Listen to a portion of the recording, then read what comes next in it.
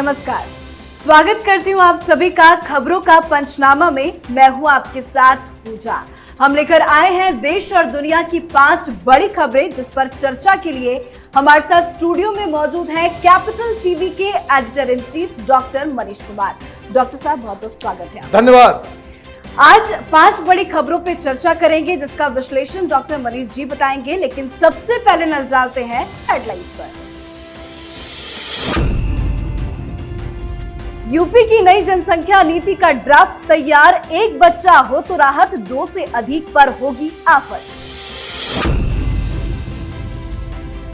Delta plus variant के बाद kappa variant ने दी दस्तक। उत्तर प्रदेश में कप्पा वेरिएंट ने दी दस्तक, 2 मरीजों में हुई पुष्टि।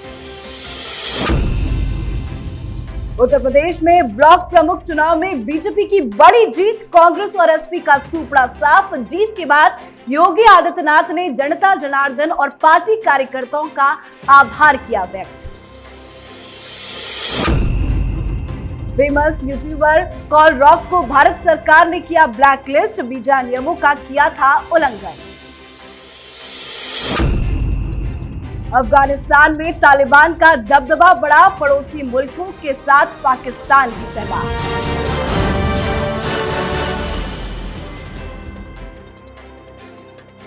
तो सबसे पहले खबर सीएम योगी आदित्यनाथ के एक्शन प्लान की करते हैं।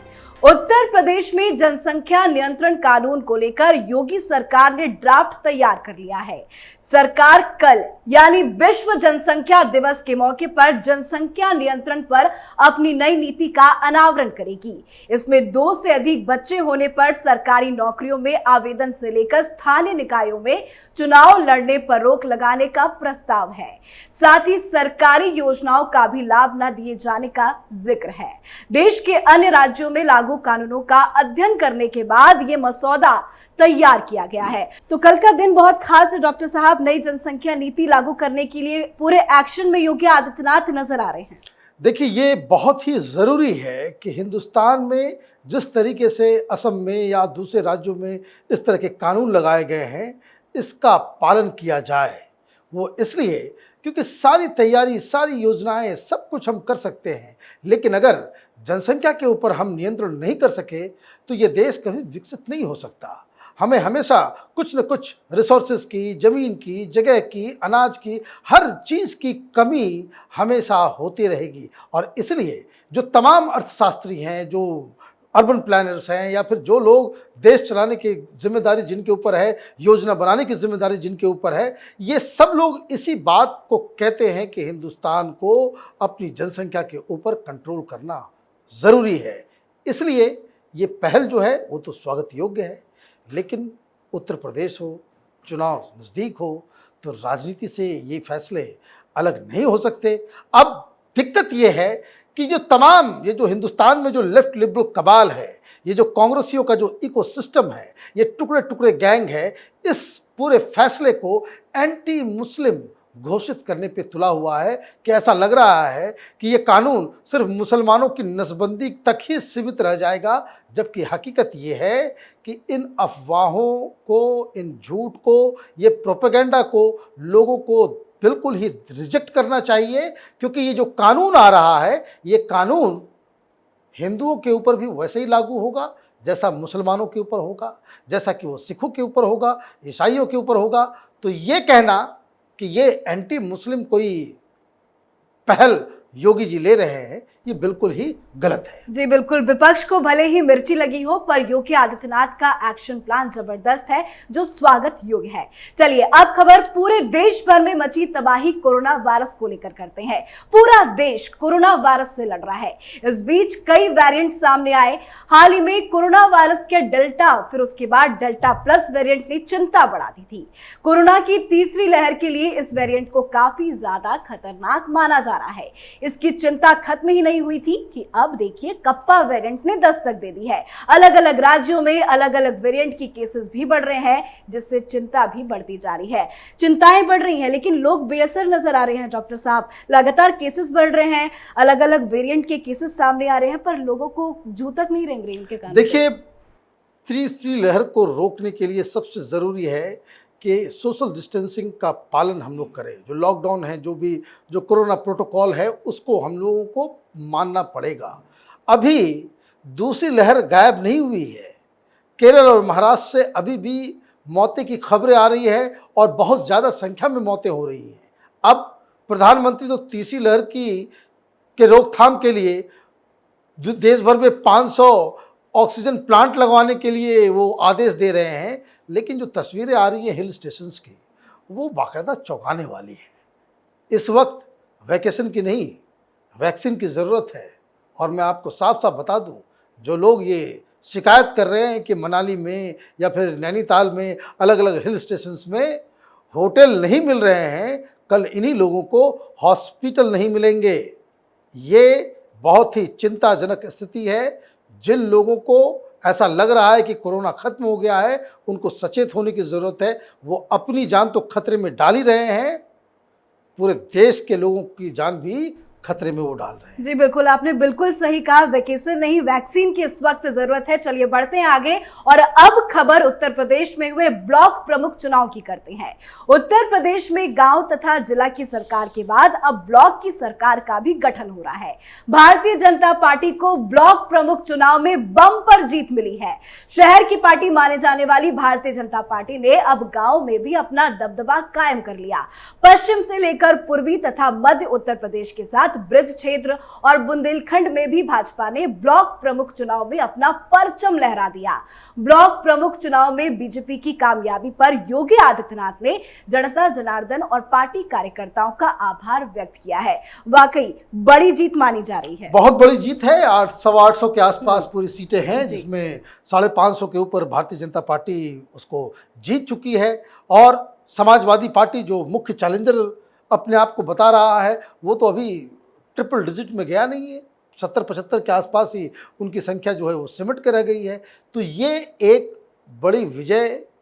चुनाव से पहले हमने देखा किस तरह से पहले डिस्ट्रिक्ट लेवल पे जो चुनाव हुए, उसमें 75 में से 67 जो है वो भारतीय जनता पार्टी जीत गई।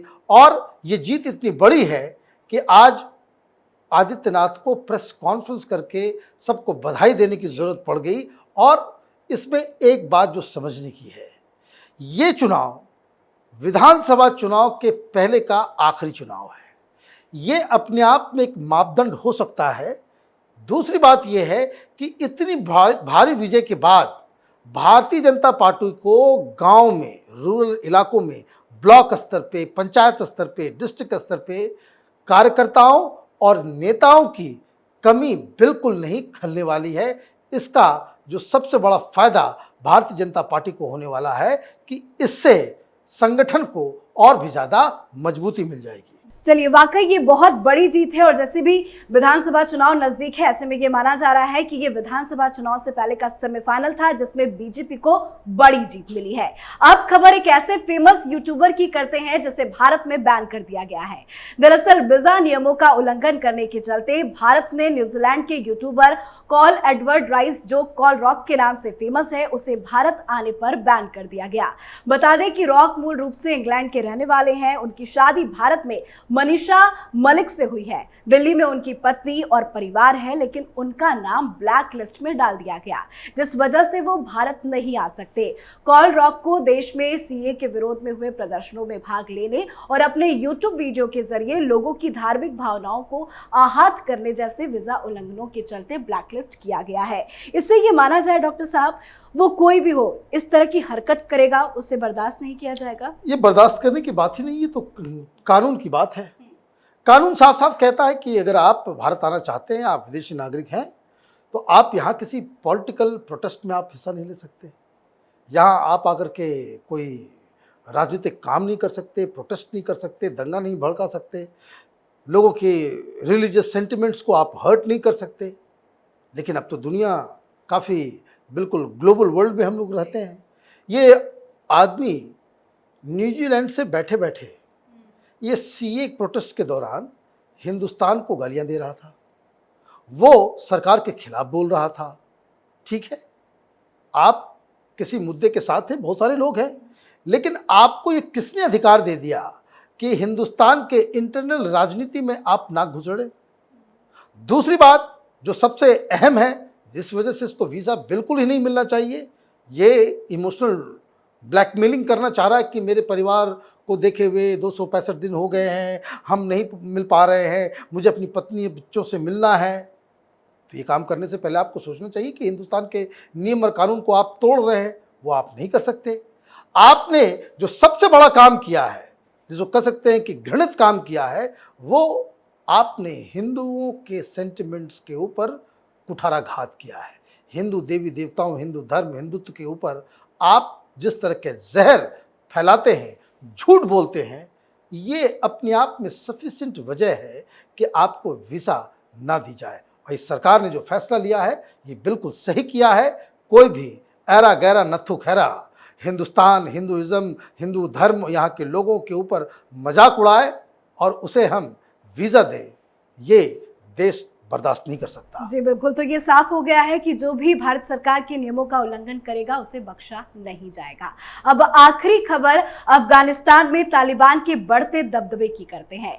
अफगानिस्तान में तालिबान का दबदबा लगातार बढ़ता जा रहा है। अफगानिस्तान में अमेरिका, भारत और नाटो द्वारा प्रशिक्षित करीब 20 से 22 हजार सैनिकों ने अपना देश छोड़कर आसपास के देशों में जगह ले ली है। अमेरिकी फौज के समय से पहले ही अफगानिस्तान छोड़ देने के बाद पड़ोसी देश जहां युद्ध के रास्ते पर खड़ा हो गया है, तो वहीं रूस, चीन, ईरान की भी चिंताएं बढ़ गई है। बदलते समय को देखकर तालिबान जहां काबुल पर कब्जा का रोड मैप बना रहा है, तो वहीं तुर्की, पाकिस्तान समेत कई देशों की अफगानिस्तान को लेकर सक्रियता बढ़ी है। तो नया दलदल है अफगानिस्तान। सबसे बड़ी चिंता सुरक्षा की यहां पे देखी जा रही है। अब आगे क्या कदम लिया जाएगा डॉक्टर साहब? देखिए, सबसे बड़ी बात यह है कि ये जो बात बताई जा रही है कि वहाँ पे इस तरह का सिचुएशन हो गया है कि अफ़गानिस्तान में तालिबान ने 85% ज़मीन को अपने कब्जे में ले लिया है, इसका मतलब साफ है कि अफ़गानिस्तान गृह युद्ध में चला गया है। कुछ 20-25 हज़ार सैनिक, जो अफ़गानिस्तान का नदर्न बॉर्डर है वो ताजिकिस्तान से लगता है, वो लोग आमू दरिया को क्रॉस करके वो ताजिकिस्तान में चले गए हैं, वहाँ पर शरण ले रहे हैं। किस वजह से गए? डर गए, तालिबान के कहर से डर गए, या फिर किसी और वजह से वो उधर गए हैं, ये अलग कहानी है। लेकिन मैं आपको बता दूं, अफगानिस्तान अब ये 2001 का अफगानिस्तान नहीं है। अफगानिस्तान के पास अभी 3 लाख सैनिक हैं, वेल ट्रेंड आर्मी है, एयरफोर्स है, टैंक्स हैं, और ये लोग फुल्ली ट्रेंड, जो नॉर्मल आर्मी किसी भी देश के पास होती है, उस तरह की आर्मी अफगानिस्तान के पास है। कितनी संख्या है? 3 लाख। 25-30 हज़ार अगर आप मान लें कि जो निष्क्रिय हो गए हैं, बॉर्डर छोड़ करके चले गए हैं, तो फिर भी 2.5 लाख के आसपास सैनिक अफगानिस्तान की सरकार के पास है। तालिबान की संख्या क्या है? तालिबान की संख्या 80 हज़ार लड़ाके, ये फिलहाल तालिबान की स्ट्रेंथ है। मतलब ये कि एक तरफ वेल ट्रेंड आर्मी है, दूसरी तरफ तालिबान है जो पहले वाला तालिबान नहीं है। वो मैं इसलिए कह रहा हूँ क्योंकि पिछली बार जब तालिबान ने काबुल के ऊपर कब्जा किया था तो उनके पास बहुत ही सोफिस्टिकेटेड वेपन्स थे, उनके पास टैंक्स थे। अभी तालिबान के पास उस तरह के हथियार नहीं है।